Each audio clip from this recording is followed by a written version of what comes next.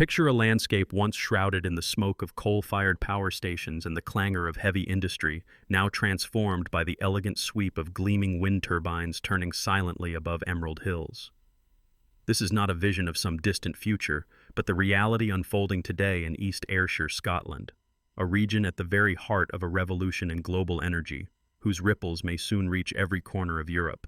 The question is, can a single Scottish wind farm become the spark that ignites a continental transformation in how we power our world? To understand the present, let's journey briefly into the past. For centuries, Scotland's economic identity was forged in the fires of coal and the wealth of oil and gas. The industrial age left deep roots, with communities defined by mining and manufacturing. Yet, as the world turns away from fossil fuels in the fight against climate change, Scotland has chosen a new path, one harnessing its greatest natural assets: relentless wind, sweeping coastlines, and tidal flows. In recent years, Scotland has set some of the world's most ambitious climate and energy goals. Under the climate change, emissions reduction targets, Scotland. Act of 2019, the country is legally bound to reach net zero greenhouse gas emissions by the year 2045.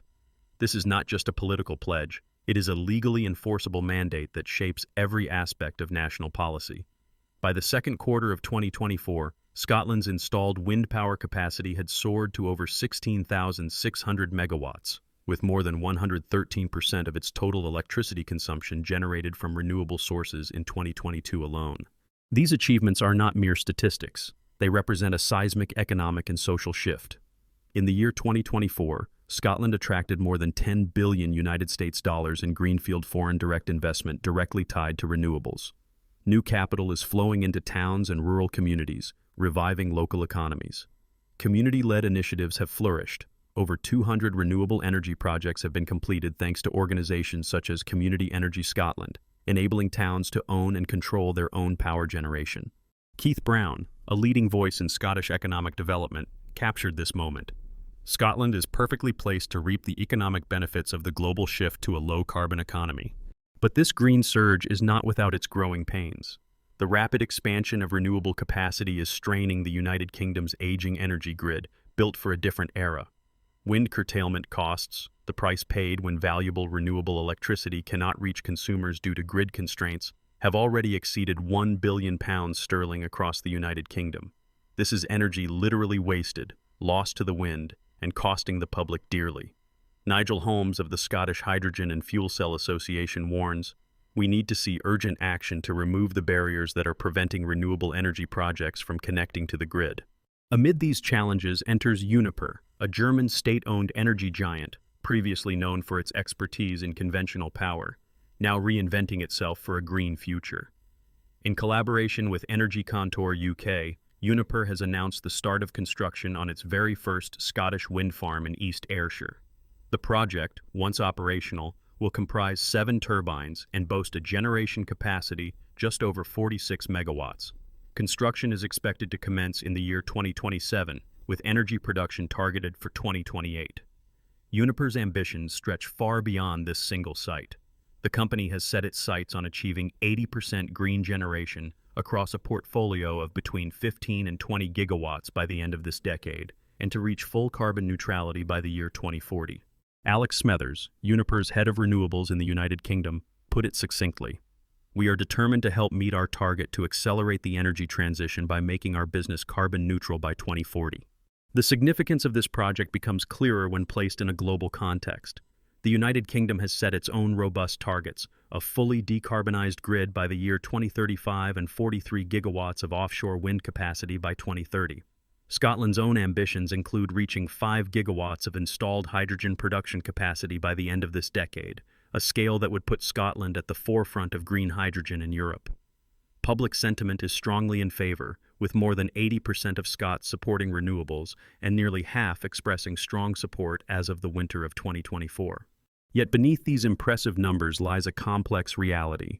Grid infrastructure in Scotland is under enormous pressure. SP Energy Networks alone is investing £7 billion by the year 2030 to modernize and expand the grid, an unprecedented sum aimed at alleviating bottlenecks that hinder renewable integration.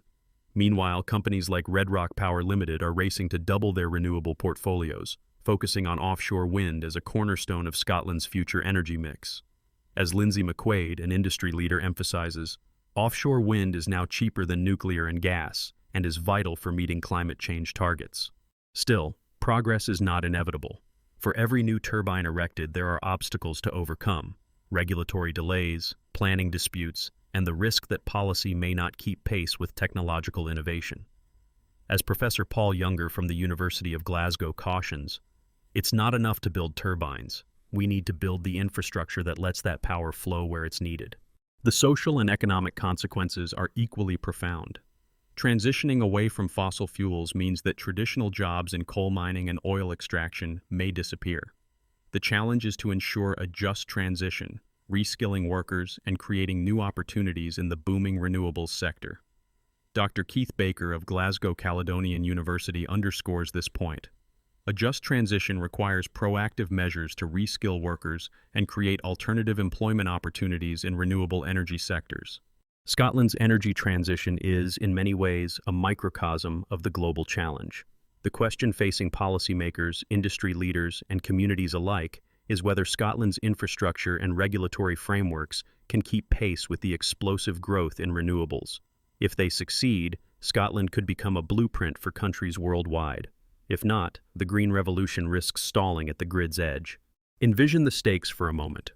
On the one hand, Scotland possesses dazzling advantages. Its average wind speeds are around 60% higher than those of England, giving it a natural edge in wind energy production. The nation's geography offers abundant potential for offshore wind, wave, and tidal energy. The Beatrice offshore wind farm, for example, features 84 turbines and a capacity of 588 megawatts, a testament to the scale at which Scotland can operate. The European Marine Energy Centre in Orkney is pioneering wave and tidal technologies, with the potential to add a whole new dimension to Scotland's renewable mix and transform island economies worldwide. The vision for the future is bold.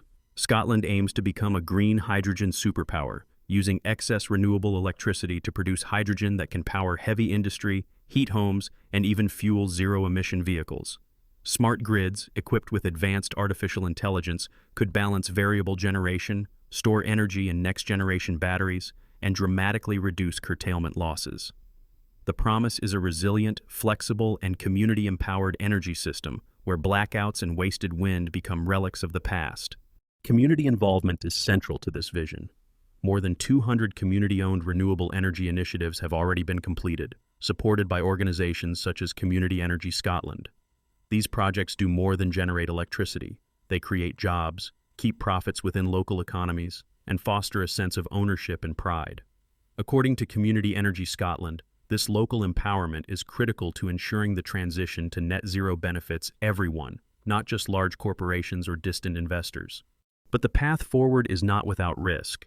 Grid bottlenecks, regulatory uncertainty, and the sheer scale of investment required, billions of pounds sterling, could threaten the momentum. As Karen Turner from the Fraser of Allender Institute notes, investment in grid infrastructure is crucial to maximizing the economic benefits of renewable energy in Scotland. Policy innovation is urgently needed. Some experts, such as Greg Jackson, advocate for zonal pricing mechanisms that would make the energy system more efficient, slashing waste and cutting consumer bills.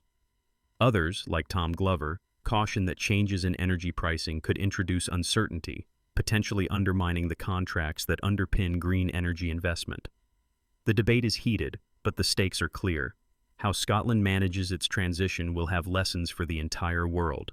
Scotland's government has responded with a mix of ambition and pragmatism. The Scottish National Investment Bank has committed £150 million to renewable projects, while Crown Estate Scotland manages seabed leasing for offshore wind and reinvests revenues into local communities. The INTOG leasing round has seen 7 offshore wind projects sign exclusivity agreements as of November 2024, signaling continued momentum. Looking ahead, Scotland stands at a transformative crossroads. The choices made in the next 5 years will not only define its own energy future, but could set a powerful example for other nations striving to decarbonize. If Scotland can overcome the technical, economic, and social challenges, it will not only power its own homes and industries, but could export clean energy, technology, and know-how to the world. Neil Gray, Scotland's Energy Secretary, envisions the nation as a global renewables powerhouse, a vision increasingly within reach. So, what does this mean for you, wherever you are in the world? Scotland's journey is a vivid lesson in the possibilities of rapid energy transition, provided that innovation is matched by smart policy, bold investment, and inclusive community engagement. For investors and entrepreneurs, the renewables sector offers vast opportunities, but success demands a keen understanding of technical challenges and the shifting regulatory landscape. For anyone concerned about climate change, Scotland proves that determined action can deliver real progress, even in places with deep-rooted ties to fossil fuels. Local communities in particular have much to gain. The rise of community-owned and operated projects in Scotland shows that ordinary people can take control of their energy futures. This is about more than electricity. It is about economic empowerment, resilience, and ensuring that the path to net zero is fair and inclusive. As Lang Banks, director of WWF Scotland, puts it, to genuinely achieve climate leadership, Scotland needs to see a clear plan for phasing out fossil fuels and scaling up renewables. And let's not forget the innovative edge. Uniper is actively exploring the use of artificial intelligence to optimize energy operations. Jutta Donges, Uniper's chief financial officer, believes that scaling up artificial intelligence can accelerate the energy transition and boost productivity. Agnes Heftberger, chief executive officer of Microsoft Germany, echoes this sentiment. Artificial intelligence can significantly accelerate the digital transformation of the energy industry. In the end, the fate of Scotland's grid and its renewable dreams rests on a delicate balance of investment, innovation, and political will. The risks are real, but so are the rewards. If Scotland rises to the challenge, it will do more than illuminate its own towns and cities.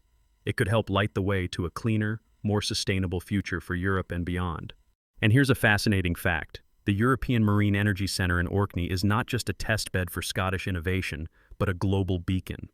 The wave and tidal technologies being developed there have the potential to revolutionize energy in island nations and remote coastal communities around the world, offering new hope where energy poverty still exists. If you found this exploration of Scotland's energy transformation inspiring, we want to hear from you. Do you think your country could follow in Scotland's footsteps, or even leapfrog ahead? What are the biggest obstacles and opportunities where you live? Share your thoughts in the comments below. And if you want more stories at the intersection of technology, policy, and global economics, don't forget to subscribe and hit the notification bell. The story of energy is